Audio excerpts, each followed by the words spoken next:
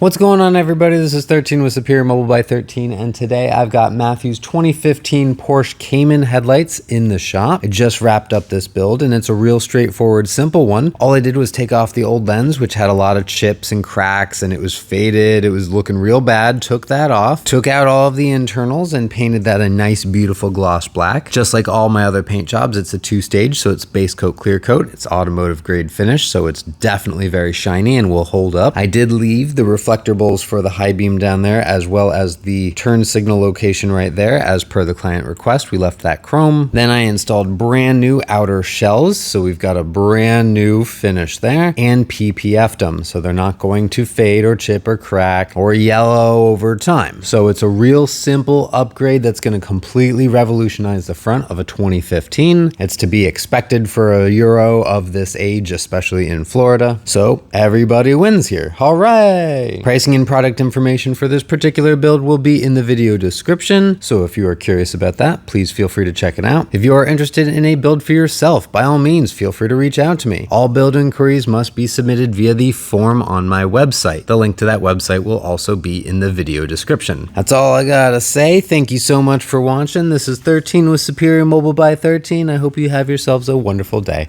Bye!